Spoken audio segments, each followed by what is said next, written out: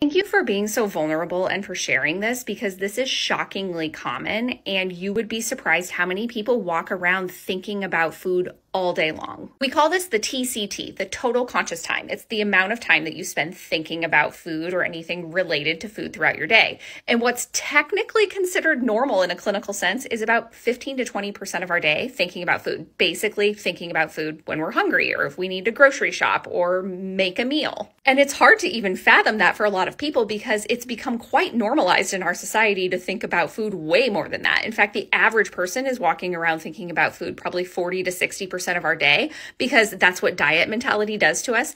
Simply being on a diet or thinking about going on a diet will bump your TCT up to that 40 to 60% range.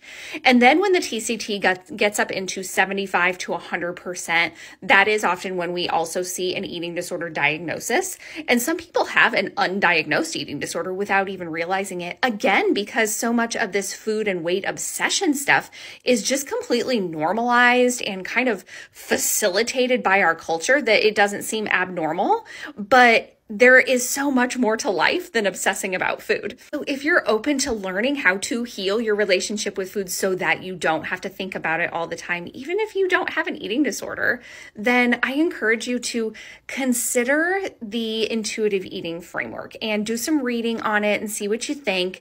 Ask questions, because it can be kind of confusing. But I would love to invite you to check out my podcast and check out some of my free resources, because that will help you kind of get started in wrapping your mind around how do you eat in a way that feels good and enjoyable, but that's not stressful and all-consuming. And what's really cool is when that happens, when food falls into place and you're only thinking about it 15 to 20% of your time, then it opens up this space in your life for you to have mental energy and just capacity to devote more of your time and energy to other things that are important to you.